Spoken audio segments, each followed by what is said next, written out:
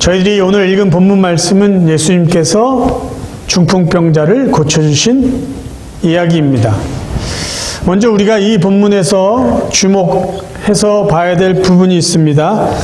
예수님께서 중풍병자를 고쳐주신 것은 그를 데리고 온 사람들의 믿음을 보시고 병을 고쳐주셨다는 것입니다. 그쵸? 본문 9장 2절을 제가 다시 한번 읽어드릴게요. 침상에 누운 중풍병자를 사람들이 데리고 오거늘 예수께서 그들의 믿음을 보시고 중풍병자에게 이르시되 작은 자야 안심하라 내 죄사함을 받았느니라. 근데 왜 예수님은 이 중풍병자의 병을 바로 고쳐주시지 않고 그의 죄를 먼저 용서해 주셨을까요? 여기에도 중요한 의미가 담겨 있습니다. 예수님은 사람들의 육신의 질병이나 건강보다 더 중요한 것이 무엇인지를 지금 가르쳐주고 계신 것이에요. 이 세상에 사는 사람들이 아무리 건강해서 오래 산다 하더라도 결국은 다 죽습니다. 그러면 인간의 건강보다 더 중요한 것은 무엇일까요? 영혼의 문제라는 거죠. 죄의 문제를 해결받는다면 영원한 생명을 얻고 하나님의 나라에서 영원히 살 수 있다는 것이에요. 그래서 예수님은 그것을 가르쳐 주시기 위해서 병보다 먼저 죄를 용서해 주셨고 죄를 용서해 줄 수 있는 능력이 자신에게 있다는 것을 사람들에게 알게 해서 예수를 그리스도로 믿게 함으로 죄 용서받고 구원받게 해 주시기 위해서 예수님은 이 말씀을 또 이러한 모습을 사람들에게 보여주신 것입니다. 어쨌든 오늘 본문에 우리가 읽은 대로 이 중풍병자의 병이 난 것은 그리고 그가 병이 낫기 전에 죄 용서받은 것은 중풍병자를 데리고 온 사람들의 믿음 때문이었다라는 것이에요. 근데 저는 오늘 병자를 데리고 온 이 사람들의 믿음만 보지 않고요. 믿음 위에 한 가지 더해진 것이 있는데 그것을 여러분들과 함께 살펴보려고 합니다.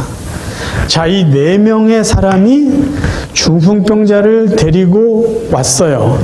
예수님에 대한 믿음을 가지고 환자를 데리고 왔습니다. 그런데 이 4사람에게는 믿음 외에 하나 더해진 것이 있었어요.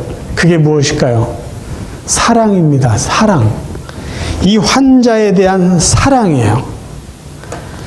이 사람들이 환자에 대해서 보여주는 사랑이 무엇일까? 마가복음을 우리가 읽어보면 조금 그들의 사랑이 무엇인지 발견할 수가 있습니다. 동일한 사건을 마태보다 마가는 좀 더 자세하게 기록을 해 주었습니다. 마가복음 2장 1절부터 읽어드릴게요. 수일 후에 예수께서 다시 가버나움에 들어가시니 집에 계시다는 소문이 들린지라 많은 사람이 모여서 문 앞까지도 들어설 자리가 없게 되었는데 예수께서 그들에게 도를 말씀하시더니 사람들이 한 중풍병자를 4사람에게 메워가지고 예수께로 올세 무리들 때문에 예수께 데려갈 수 없으므로 그 계신 곳에 지붕을 뜯어 구멍을 내고 중풍병자가 누운 상을 달아 내리니 예수께서 그들의 믿음을 보시고 중풍병자에게 이르시되 작은 자야 내 죄사함을 받았느니라 하시니. 자, 여러분 이 상황을 상상하면서 생각해 보십시오. 환자를 데리고 온 4사람의 행동이 어디까지 믿음일까요? 4사람의 믿음을 예수님은 보셨다고 하는데 이 4사람의 믿음은 어디까지였을까요? 근데 만약에 여러분 남의 집 지붕을 구멍이 아니라 크게 뚫은 거예요. 침상을 내려놓으려면. 남의 집 지붕을 다 뜯어낸 것이 믿음이라고 우리가 여긴다면 이 4사람의 믿음은 굉장히 비상식적인 믿음입니다. 아주 무례한 믿음입니다. 저는 이 4사람이 남의 집 지붕을 다 뜯어낸 것은 환자에 대한 사랑이라고 봅니다. 왜요? 사랑은 희생, 대가를 지불하는 행동이기 때문이에요.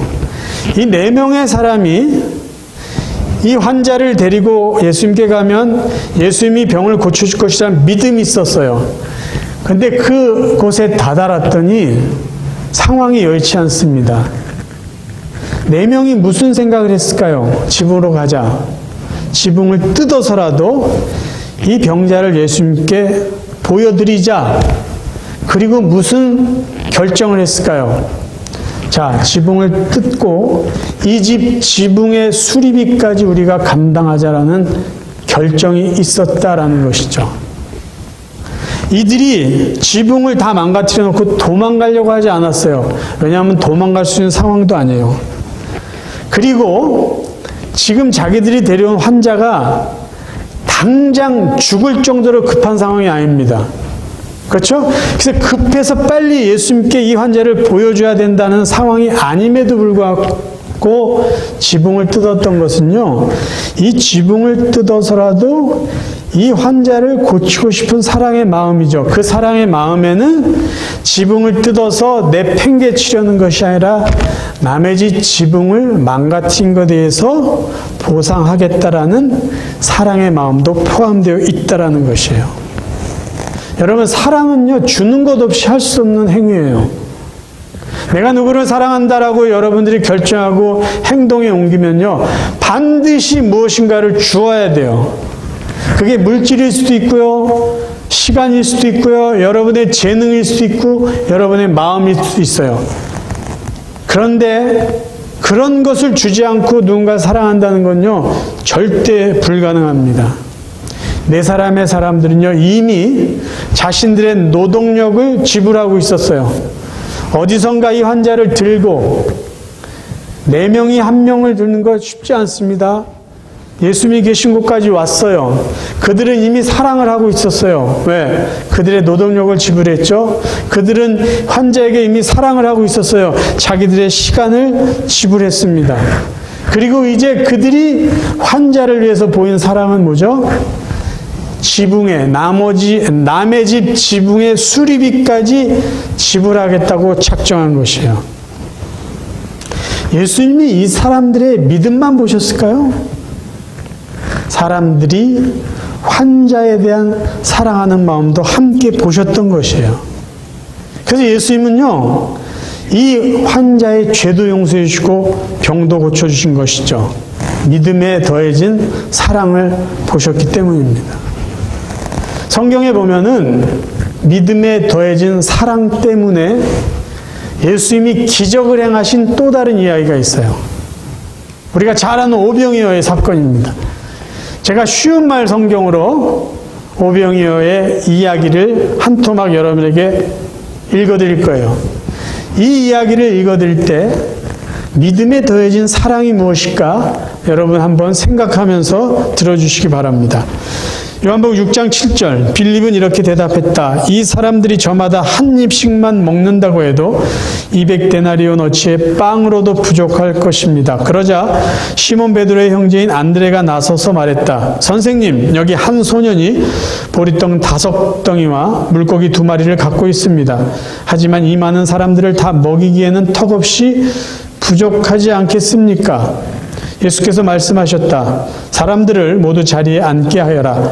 마침 그곳에는 넓은 풀밭이 있어서 사람들이 모두 자리를 잡고 앉았다. 대략 어른 남자의 수만 5,000명가량이 되었다. 예수께서 빵을 들어 감사기도를 드리신 다음 앉아있는 사람들에게 각자 원하는 만큼씩 나누어 주셨다. 물고기도 역시 그와 같이 하셨다.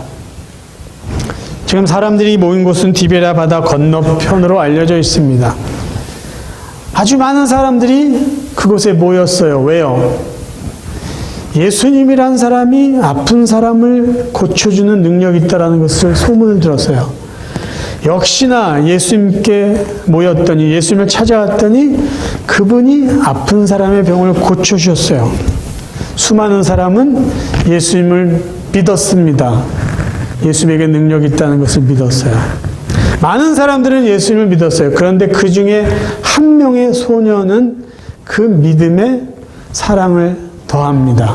이 소년은 자신이 가져온 빵과 물고기를 통해서 사랑을 주님께 드린 것입니다. 자, 예수 그리스도에 대한 믿음에 더해진 사랑을 주님이 받으시고 예수님이 어떤 일을 행하셨습니까? 남자만 5,000명, 대략 2만 명 정도 되는 사람들을 배불리 먹이십니다. 믿음에 더해진 사랑에는요, 기적의 열매들이 맺히게 되어 있어요. 여러분, 사랑 없는 믿음이 가능할까요? 얼마든지 가능합니다. 사랑 없는 믿음은 얼마든지 가능해요. 이 세상 사람들은요, 하나님이 주신 은혜에 감사하지 않고 그 은혜를 당연히 여기면서 살아가고 있어요. 그렇죠? 그러니까 감사 없이도 얼마든지 하나님의 은혜를 누리며 살 수 있듯이 우리가 하나님에 대한 분명한 믿음을 가지고 있으면서도 사랑 없이 신앙생활할 수 있습니다. 놀라운 사실이요, 마귀들도 귀신들도 예수님을 믿었다라는 것이에요. 마가복음 3장 11절, 더러운 귀신들도 어느 때든지 예수를 보면 그 앞에 엎드려 부르짖어 이르되 당신은 하나님의 아들이니이다. 귀신들도, 더러운 귀신들도 예수님을 보고 당신은 하나님의 아들입니다라고 고백해요. 그들은 예수님의 능력을 믿습니다. 그래서 엎드려서 제발 우리를 쫓아내지 말라고 구하기도 했어요. 하지만 귀신들은 하나님을 사랑하지도 않고요, 사람들을 사랑하지도 않습니다. 여러분 기억하세요. 저희들도 얼마든지 사랑 없이 신앙생활할 수 있습니다. 그래서 저희들이 긴장할 필요가 있어요. 사랑 없이 얼마든지 신앙생활 잘할 수 있어요. 교회에 대한 사랑 없이 예배 드릴 수 있어요. 그렇죠? 성도에 대한 사랑 없이 얼마든지 신앙생활 할 수 있어요. 하나님에 대한 사랑 없이 얼마든지 기도할 수 있어요. 그래서 사랑이 없으면요, 믿음이 있을지라도 사람들에게 상처를 줄 수가 있습니다. 다시 말씀드릴까요? 믿음만 있고 사랑이 없다면 성도들에게 얼마든지 상처를 줄 수 있는 말을 할 수 있다는 것이에요. 그럼 어떻게 사랑 없이 신앙생활 할 수 있을까요? 어떻게 사랑이 없는데도 믿음 생활을 할 수 있을까요? 자기 만족을 위해서라면, 자기 과시를 하기 위해서라면, 내가 지은 죄에 대한 어떤 보상이라도 받고 싶은 그런 의도로 신앙생활을 한다면 우리 안에는 하나님에 대한 사랑 없이도, 이웃에 대한 사랑 없이도 얼마든지 신앙생활을 할 수 있습니다. 그렇게 하는 사랑 없는 믿음은요, 교만한 믿음이 될 수 있고요, 무례한 믿음이 될 수 있고, 이기적인 믿음이 될 수밖에 없습니다. 우리가 알고 있는 예수님은 자신의 능력만으로 사람들을 고치지 않으셨어요. 예수님은 사람을 고치실 때 능력에 항상 사랑을 더하셨어요. 세상 사람들은요, 세상에 있는 많은 의사들은 사랑 없이도 얼마든지 사람들의 병을 고칠 수 있습니다. 그들의 의술과 과학만으로도 충분히 사람들의 아픔을, 병을 치료해 줄 수 있어요. 근데 예수님은요, 예수님이 갖고 계신 능력만으로 사람을 치료하시지 않고 그 능력에 언제나 사랑을 더해 주셨습니다. 마태복음에 기록된 예수님이 병자를 고칠 때 보여주는 사랑의 마음을 살펴봅니다. 마태복음 9장 35절, 예수께서 모든 병과 모든 약한 것을 고치시니라 무리를 보시고 불쌍히 여기시니. 마태복음 14장 14절, 예수께서 나오사 큰 무리를 보시고 불쌍히 여기사 그 중에 있는 병자를 고쳐주시니라. 마태복음 20장 34절, 예수께서 불쌍히 여기사 그들의 눈을 만지시니 곧 보게 되어 그들이 예수를 따르니라. 예수님이요, 많은 사람들의 아픔을 보시고 불쌍히 여기셨어요. 그 긍휼의 마음이 있어요. 아픔을 함께 공감하셨어요. 그 마음으로 그분의 능력으로 아픈 자들의 병을 고쳐주셨습니다. 주님은 절대로 능력만으로 사람들을 대해주시지 않았어요. 저는 성경을 읽을 때마다 그리고 삶을 살아갈 때마다 느끼고 고백하고 믿는 것이 있어요. 그건 뭐냐? 하나님이 인간들을 위해서 행하신 모든 일의 동기는 사랑이다라는 것이죠. 하나님이 이 세상을 창조하신 것서부터 인간의 죄를 용서해 주신 것, 모든 일들의 동기는 인간 사랑이라는 거예요. 생각해 보세요. 하나님이 이 세상을 창조했어요. 인간을 창조하셨어요. 왜 창조하셨을까요? 인간을 하나님의 능력을 드러내고 하나님의 진노를 보여주기 위한 소모품으로 창조하셨나요? 그렇지 않아요. 하나님이 인간을 자기의 형상대로 만드시고 하나님 만드신 창조 세계를 다스리게 하시고 누리게 하시고 인간을 통해서 하나님의 뜻을 완성시켜 나가고 계세요. 대단한 축복입니다. 사랑의 마음 없이는 인간들을 그렇게 위대한 자리로 위대한 도구로 사용하시지 않아요. 그리고 우리가 알듯이 하나님께서 인간의 죄를 용서해 주실 때 죄 용서해 주신 모습은 하나님의 사랑의 극치를 보여줘요. 로마서 5장 8절입니다.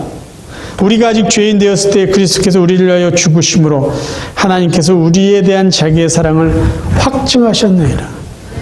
우리를 얼만큼 사랑하느냐, 어떻게 사랑하느냐, 십자가에서 예수 그리스도를 죽이시는 모습을 통해서 정확하게 그 사랑을 확증하셨어요. 창조하신 것도 우리의 죄를 용서해 주신 것도, 그리고요, 예수님이 내가 다시 오겠다고 약속하신 그 약속에도 사랑이 담겨져 있습니다. 요한복음 14장 18절, 내가 너희를 고아와 같이 버려두지 아니하고 너희에게로 오리라. 어떤 사랑이에요? 자식을 고아처럼 버려둘 수 없는 부모 마음으로 우리들을 내버려둘 수 없기 때문에 주님이 다시 오시겠다고 약속하신 거예요.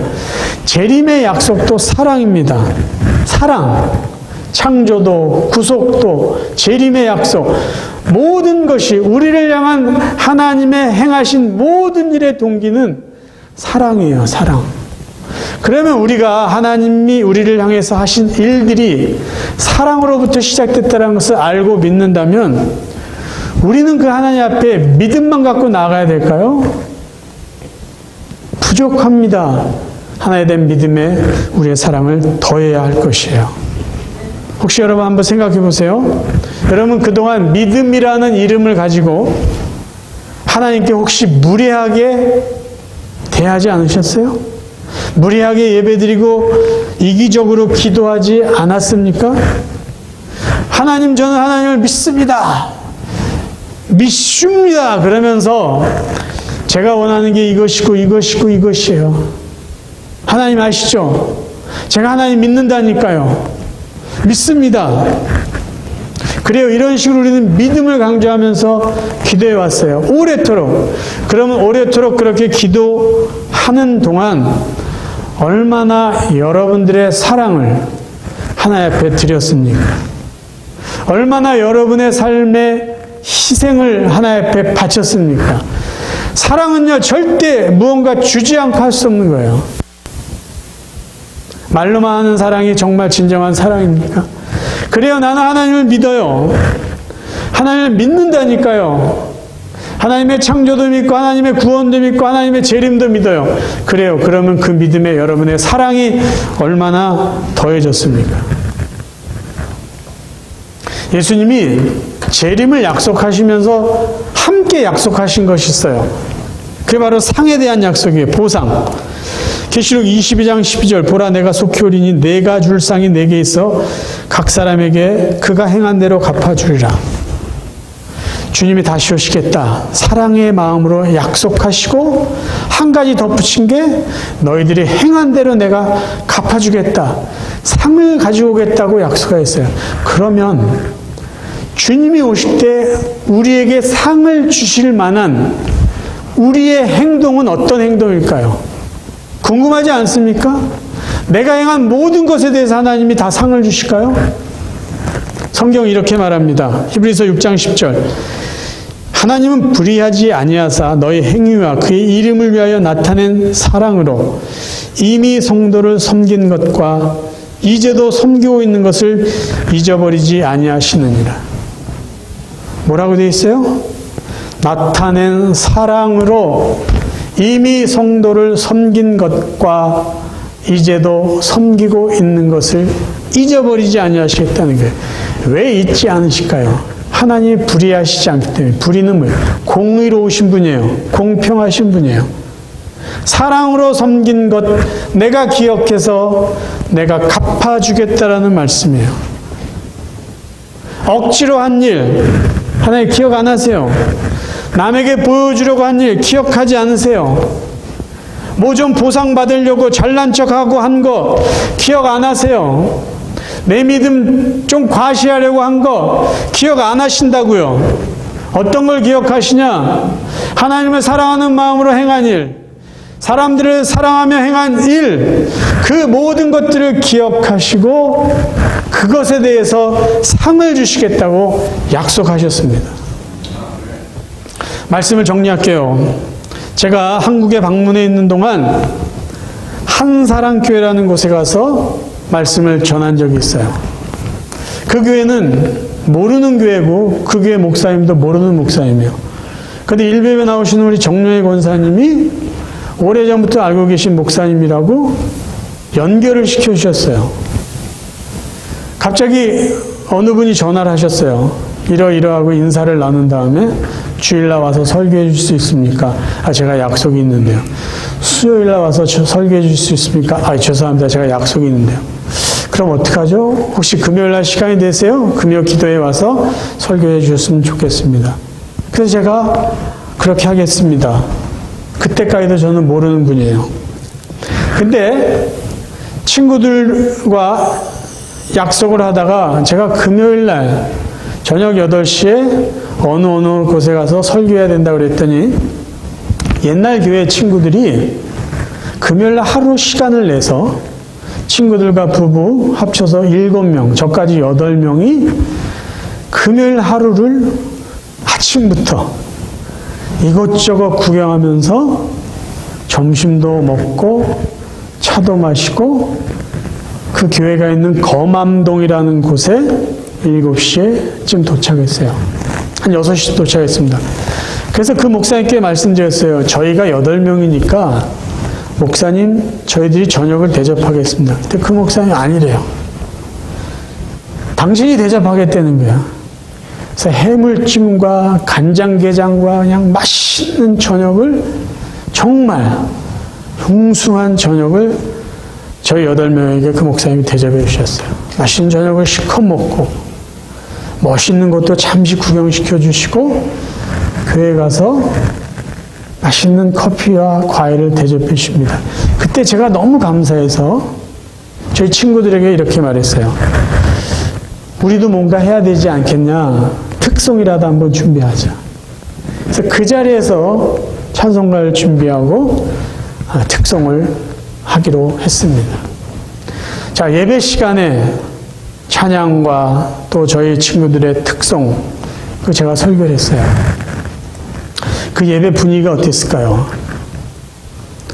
그 예배 은혜가 있었을까요? 없었을까요? 감사하게도 하나님은 그 교회 성도들뿐만 아니라 함께 참석한 친구 모두에게 그리고 말씀을 전한 저에게 은혜를 베풀어 주셨어요. 제가 생각해 봅니다. 왜 하나님이 은혜를 주셨을까? 제가 설교를 잘해서 그게 아니죠. 친구들의 사랑이 더해지고 우리의 믿음이 더해지고 우리의 감사가 더해진 그 자리에 하나님이 어떻게 은혜를 안 주시겠어요? 우리가 할 일을 최선을 다해서 했을 때 하나님은 하나님이 하실 일들을 우리에게 허락해 주신 거예요. 예배가 마치고 김포에 사는 그 친구는 약송에 사는 저를 위해서 또 차를 태워다 줬어요. 저는 그 친구들이 고마워서 그 늦은 시간에 늦게까지 여는 카페를 찾아가지고 커피를 사주고 디저트를 사주고 거의 11시 넘어 12시가 다 돼서 그 친구들과 헤어졌습니다. 집에 와서 씻고 잠자리에 들면서 그 저녁의 은혜를 다시 한번 되새겼어요. 근데 제가 설교 마무리할 때 이런 표현을 한 적이 있어요. 하나님은 우리에게 우연 같은 시간을 통해서 운명같이 귀한 은혜를 주십니다. 저와 여러분의 만남이 우연 같지만 하나님이 이 시간을 통해서 정말 귀한 은혜를 주셨습니다. 제가 그런 말을 하고 설교를 마무리했어요. 근데 잠자리에 들면서 가만히 생각해 보니까 하나님은 아무에게 이런 운명 같은 은혜를 주신 분이 아니다라는 것을 깨달았죠. 여러분, 은혜가 은혜인지 모르고 자기 멋대로 사랑 없이 사는 사람에게 하나님이 은혜를 주시겠어요? 일상적인 생활 속에서 하나님에 대한 믿음에 늘 사랑을 더해서 사는 사람들에게 하나님이 예기치 않은 사건을 통해서 뜻하지 않은 시간을 통해서 정말 운명같이 귀한 은혜를 주시는 분이다라는 것을 제가 다시 한번 깨달았습니다. 사랑하는 성도 여러분, 하나님은 우리의 믿음을 보고 기뻐하세요. 우리를 보고 그냥 기뻐하시기보다는요, 우리가 하나님께 가진 믿음을 보고 기뻐하세요. 그리고 하나님은 그 믿음에 우리의 사랑이 더해질 때 그 사랑이 더해진 우리의 삶을 기억하시고 보상해 주시는 분이에요. 히브리서 11장 6절, 여러분은 믿음이 없이는 하나님을 기쁘시게 드릴 수 없습니다. 이 말씀에 우리가 그분에 대한 사랑으로 성도를 섬긴 것, 섬기는 것을 기억하셔서 보상해 주신 그 하나님을 우리가 믿고 나아간다면, 사랑으로 살아간다면 하나님의 약속된 이 축복들은 저희들이 될 것이에요. 여러분, 매주일 이렇게 나와서 예배드릴 때마다 하나에 대한 믿음에 더할 것이 있어요. 하나에 대한 사랑을 더하십시오. 성도들을 만나서 대화할 때도 믿음만으로 대화하지 마시고 사랑을 더하며 대화하세요. 교회에서 봉사할 때요, 믿음만 갖고 봉사하시지 말고요, 그 믿음에 사랑을 더하시기를 바라요. 성도를 위해서, 다른 사람을 위해서 중보기도 할 때도요, 단 1분을 하더라도 믿음만 갖고 기도하지 마시고요, 사랑을 더해서 기도해 주시기 바라요. 오늘 우리는 김승균 목사님에서 기도하기로 했어요. 그분을 위해서, 그분의 부인과 그분의 자녀들을 위해서 기도할 때요, 불쌍히 여기는 마음, 긍휼한 마음, 그것을 갖고 기도해 주시기 바라요. 여기 김재회 권사님 위해서 기도해 드릴 때도 마찬가지예요. 우리 김정수 권사님의 딸 정혜자매 위해서 기도해 드릴 때도 마찬가지예요. 그래, 내가 기도해 줄게, 하나님이 치료해 줄까, 나는 믿어. 그렇게만 기도하지 마시고요, 나의 믿음에, 여러분의 믿음에 사랑을 더해서 기도해 주시기 바라요. 어떤 일이 일어날까요? 우리는 할 수 없어요. 그러나 주님은 하십니다. 하나님은 하십니다. 기적 같은 일들이 우리 가운데 분명히 나타날 것이에요. 우리의 예배에 하나에 대한 믿음에 사랑을 더하시고, 우리의 섬김에, 우리의 봉사에, 우리의 중보기도에 하나에 대한 믿음에 우리의 사랑을 더하셔서 여러분과 저의 남은 삶에 하나님이 주시는 기적 같은 은혜들, 운명 같은 은혜들이 더욱더 넘치기를 주님의 이름으로 축원합니다.